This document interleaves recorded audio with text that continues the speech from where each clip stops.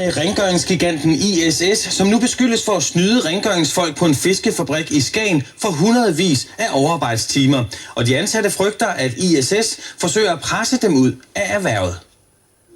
Claus Bøge Halsen er dybt skuffet over sin tidligere arbejdsgiver ISS. Min første tanke det er jo, at det ikke regner for mere end de døde sild, der ligger oppe på gulvet. Claus Bøge Halsen har renset fileteringsmaskiner for ISS på fiskefabrikken Skagerrak Pelagic i Skagen. For få måneder siden stoppede han og fandt ud af, at han efter egne beregninger manglede betaling for 311 overarbejdstimer. Og det er vel slag på tasken 50.000 efter skat. Driftslederen er jo kommet under vejr med, at han kun betaler 7,5 timer per dag. Det hænger bare slet ikke sammen med de timer, vi arbejder.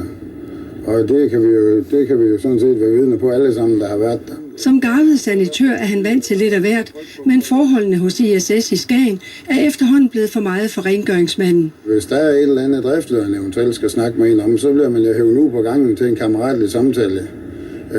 Derunder også eventuelt trusler om en fyring. De fleste sanitører er glade for jobbet, selvom det er hårdt. Syreskader er for eksempel almindeligt. Hannibal Andreasen blev opereret for en syreskade i benet for en uge siden. Om aftenen var han på arbejde igen. Jeg kan lide mit arbejde. Jeg er stolt af det, jeg elsker det, jeg gør. Altså, jeg altid gjort rent. TV2 Nord har forsøgt at få de rumænske og litauiske ISS-medarbejdere i Skagen i tale, men det ikke lykkedes. De folk, der er derinde, de forlanger der er derinde, de har brug for penge. De er jo familier og børn og alt muligt, der står og venter på de penge der. Så de har ikke mulighed for at forhandle med deres penge eller løn eller timer eller noget som helst. De skal bare have det, de skal have. Da TV2 Nord henvender sig til den lokale driftsleder på ISS-kontoret i Frederikshavn, bliver vi afvist og får meget bestemt at vide, at han ingen kommentarer har. Fra hovedkontoret i København afviser man, at der skyldes timer. Der er ikke noget til godehavende i den konkrete sag. Helt tilbage i 2013 har vi haft nogle ledelsesmæssige udfordringer. Dem håndterede vi straks, vi konstaterede, at lederen ikke handlede efter både vores ledelsesværdier, men heller ikke faktisk afregnede noget overtidsbetaling korrekt. Det bliver der korrigeret for. Claus Bøge Halsen fastholder sit krav og går nu i retten med sagen mod ISS. Jeg er meget skuffet over den behandling, jeg har fået heroppe. Nu er vi nogle stykker, der anlægger civiltøgsmål imod dem kollektivt selvfølgelig. Fordi at der er jo flere folk, der render og mangler penge rundt omkring. Det er simpelthen ikke for afregnet for deres timer. Vi har naturligvis forsøgt, men Skagerrak Pelagic ønsker ikke at kommentere striden mellem deres underleverandører ISS og sanitørerne, som gør rent på fabrikken. Og ISS har i dag hovedsageligt ansat østeuropæisk arbejdskraft på fiskefabrikken i Skagen. For 3F er det endnu et eksempel på, at danske arbejdere forsvinder fra de hårdeste industrijob. Ifølge Claus Bøge Halsen, tidligere sanitør i ISS, er danskerne stødt og hurtigt ved at blive presset ud af de tunge rengøringsjob. Danskere de er jo mere besværlige end østarbejdere, kunne jeg forestille mig. Det er nok det, der er problemet. Kollegaen Hannibal Andreasen, der stadig arbejder på fiskefabrikken for ISS, mærker også de stramme arbejdsforhold. Det føles som om, at vi danskere, vi bliver bare skrevet ud, og så skal der fremarbejde ind. Det er det kører på. Og det er også det, der er ved at ske. Så der er en dansker derinde tilbage.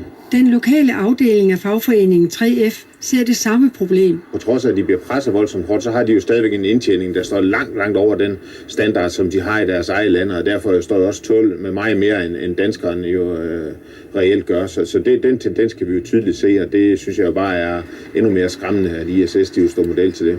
På ISS hovedkontoret i København afvises det blankt, at man skulle foretrække udenlandsk frem for dansk arbejdskraft. Alle nationaliteter er velkomne hos os. Vi slår vores job op, og danskere som udlændinge kan selvfølgelig byde ind på det, og det er også situationen i Nordjylland. Men det er vel nemmere med litauere og rumænere, der ikke vil stå frem og klage sig eller brokke sig, og så komme af med danskerne. Er det ikke det?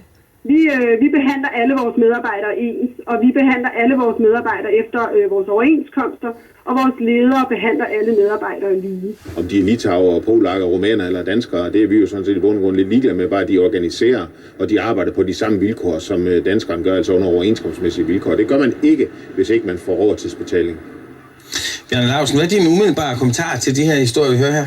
Jamen, det er jo en rigtig trist udvikling, altså på det danske arbejdsmarked, at det ser ud til, at etniske danskere bliver dømt ude, altså diskrimineret ude, fordi at her har vi altså et projekt, hvor at på grund af den fri bevægelighed, så kan folk komme hertil, der har betydeligt lavere lønninger i deres hjemland, Og så hvis de flytter problemer op her, så bliver danskerne altså forset ud på en eller anden måde, og de er i en situation, at de får mere, end de gør derhjemme, og de har selvfølgelig brug for pengene også, så man arbejdsgiveren udnytter groft den her situation til at presse lønningerne, og måske også ikke at give den overtidsbetaling, som man skal have efter dansk overenskomst. Vi har naturligvis også spurgt formanden for Dansk Industri i Vendsyssel om det samme. Vi kan lige prøve at høre, hvad han siger. Danmark er på vej ud af finanskrisen nu, og nyt opsving begynder at tegne sig. Men det er jo en situation, hvor arbejdsstyrken falder, og der bliver flere uden for arbejdsstyrken. Det vil sige, at der bliver færre til at betale regningen for flere.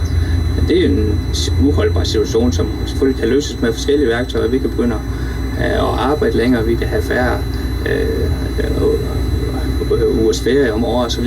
Men vi kan også løse det ved at importere fremme arbejdskraft. Og på det område kan vi jo så være glade for, at EU fungerer, altså arbejdskraftens fri bevægelighed. Vi spurgte også formanden her i dag, om han mente, at der var nogle af hans medlemmer, der måske sådan tænkte i det her med at ansætte østeuropæere i stedet for, og det ville han ikke kommentere på. Hvad mener du? Er der faktisk nogen, der benytter sig af det her? Jamen, det er jeg slet ikke i tvivl om. Altså, det er presset, det er rigtig mange forskellige brancher. Det er både landbruget, det er vognmandsbranchen, og nu er det så også inde på fabrikkerne. Og det er noget, vi har set tidligere i København med taxer og rengøring på hoteller og den slags ting. Så det er et kæmpemæssigt pres. Det er ikke det Danmark, vi kender. Det er ikke den danske aftalemodel, hvor der er plads til alle. Og det der jo er i det her, det er, at jeg som politiker skal ikke blande mig i løn- og arbejdsforhold som sådan, hvis man overholder arbejdsmiljøloven osv. Men det er et spørgsmål om overenskomst, og desværre så er der jo nogle af dem her, der ikke er organiseret, og derfor er de nødt til at anlægge civilt søgsmål. Men de kunne jo bare tage og melde sig ind 3F, så kunne de jo køre den sag, og så kunne de få de penge, som de har til gode.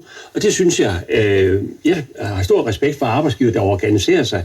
Men for at vi kan have den danske model, så er det jo så også vigtigt, at der er lønmodtagere, der organiserer sig, så de to parter, de sammen kan løse de udfordringer, der er på arbejdsmarkedet. Men sådan noget kunne tyde på, at der er så i hvert fald et eller andet, der ikke fungerer. Er der noget, I på Christiansborg kan gøre for at så tvinge arbejdsgivere og dem, der kommer udefra, til at følge den danske model?